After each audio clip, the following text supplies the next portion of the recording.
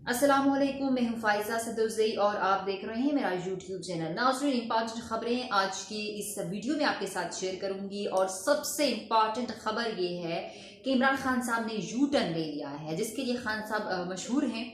और खान साहब के बारे में ये बात की जाती है कि वो अपनी बातों से बहुत जल्दी फिर जाते हैं, रास्ता बदल देते हैं। एक शख्स के साथ वो कमिटमेंट नहीं रख पाते, किसी ओहदे के बारे में कोई बात करते हैं, किसी पर्सनैलिटी के बारे में बात करते हैं, किसी मुल्क के बारे में बात करते हैं तो वो उस बात से फिर जाते हैं और यू टर्न ले लेते हैं। इसी तरह की खबरें ही आ रही हैं और जंग इस टाइम न्यूज़पेपर मेरे सामने पड़ा है और इसमें ये खबर है कि इमरान खान साहब ने जो बात की है कि अमरीकी साजिशी बयानिए से दस्तबरदार और वाशिंगटन से दोस्ती के ख्वाहां हैं खान साहब। और इस खबर को जंग ने इसी तरह से लिखा और मैंने भी आपके सामने इस तरह से प्रेजेंट किया है। इट्स मीन कि इमरान खान ये समझते हैं कि जो साइफर का मामला है उसको कहीं पीछे अब रहने दे दिया जाए, वो बात गुजर चुकी है, रात गई तो बात गई।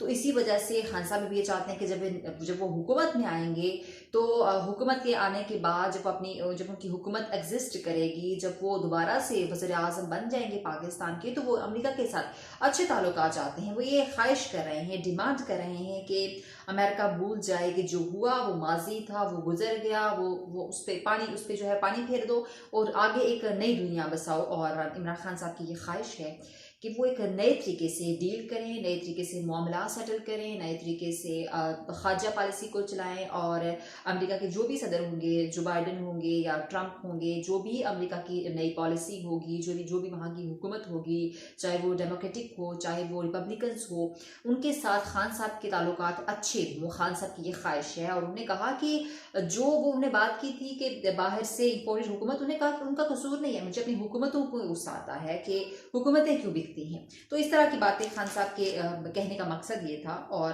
खान साहब बहुत शॉर्टली अगर आपसे डिस्कस करूँ तो खान साहब अब दोस्ती के लिए हाथ बढ़ाना चाह रहे हैं अमेरिका के साथ। वो ये चाहते हैं कि दोस्ती हो जाए, अच्छे ताल्लुकात हो जाए अमेरिका के साथ। और आर्मी ने खुद मुख्तार इदारों को कमजोर किया है और शरीफ फैमिली जैसे खानदानों के साथ मिलकर ऐसे काम किया जैसे वो कानून से बालातर हैं। और इस तरह की बात की है खान साहब ने। और देखिए, एक आपसे अगर मैं डिस्कशन करूँ इस बारे में तो खान साहब ने अगर ये बात की है अमेरिका से दोस्ती की, तो क्या खान साहब ये समझते हैं कि अमेरिका एक ऐसा सुपर पावर है जिससे टक्कर लेकर वो अपनी हुकूमत को बचा नहीं सकेंगे? यानी वो अगर दोबारा से वज़ीर आज़म बनते हैं तो अमेरिका के साथ उनके ताल्लुकात अगर बेहतर ना हों तो वो उस हुकूमत को लेकर, पीटीआई की हुकूमत चल नहीं पाएगी, अपने 5 साल अपने टर्म पूरी नहीं कर पाएगी। तो खान साहब ये समझते हैं कि खारजा पॉलिसी को मजबूत करने के लिए, दूसरे कंट्री के साथ भी अच्छे ताल्लुकात के लिए अमेरिका के साथ बना के रखना बहुत ज़रूरी है। इसलिए खान साहब ने जो बयान दिया, जो उनका इंटरव्यू सामने आया जिसमें वो अमेरिका के साथ बड़े अच्छे तरीके से यू टर्न लिया और अच्छे तरीके से जो है अमेरिका के साथ दोबारा से अपने अपने जो है रिलेशनशिप को मजबूत करना चाह रहे हैं, बिल्ड करना चाह रहे हैं, तो ये यू टर्न भी कह सकते हैं और सियासी ज़रूरत समझी है खान साहब ने। मेरा ये ख्याल है कि उन्हें ये लगा कि मुश्किल है कि आप अपने मुल्क के अंदर भी, इदारों के साथ भी अगर आपके मामला ठीक नहीं है, उनके साथ भी आपकी चपलश रहती है, उनके साथ भी आपका तजाद रहता है, तो फिर बाहर की सुपर पावर और वो भी अमेरिका जैसे मुल्क के साथ टक्कर लेकर फिर खान साहब की जो गवर्नमेंट है वो कायम रह सके, ये मुश्किल काम है। तो इसलिए खान साहब ने ये समझा होगा कि मुल्क के इदारों के साथ भी ताल्लुकात ठीक नहीं है, तो अच्छा ये होगा कि अब वो अमेरिका के साथ और अपनी खारजा पॉलिसी को दूसरे मुल्कों के साथ इतना अच्छा बिल्ड कर लें कि जब इमरान खान साहब की हुकूमत को गिराने की या उन्हें इमरान खान साहब को माइनस करने की बात हो तो दूसरे ममालिक की तरफ से दबाव हो, ताकि हमारी एजेंसियाँ, हमारे मुल्क, हमारे इदारे, हमारी ओपोजिशन को इस तरह का स्टेप ना उठा सके। तो खान साहब का बयानिया बेसिकली ये था। और दूसरी बात ये थी कि जो आज की खबर है वो ये है कि वज़ीर आज़म शहबाज शरीफ ने तुर्किया में दहशतगर्दी के वाक़े की मज़म्मत की है, जो वहाँ पे वाक़या हुआ इस्तिक़लाल एवेन्यू में और उस रोड पर जो धमाका हुआ जिसमें काफ़ी अफराद ज़ख्मी हुए। और ये दहशतगर्दी थी और बहुत, जितना इसकी मज़म्मत करें कम है।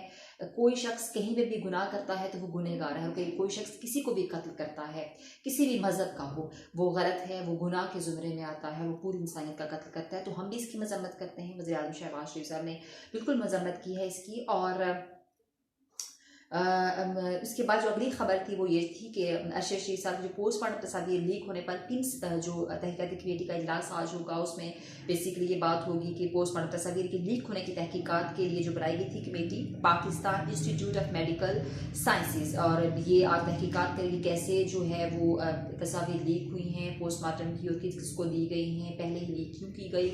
इसमें डॉक्टर्स ने ऑब्वियसली जो स्टाफ मेंबर्स होंगे वो लोग इसमें शामिल होंगे, उनसे इन्वेस्टिगेशन की जाएगी। जो वहाँ के कैमरा मैन हैं, जो लैब के लोग हैं, उन लोगों को शामिल किया जाएगा, शामिल तफ्तीश किया जाएगा और फिर जो रिपोर्ट मरतब की जाएगी।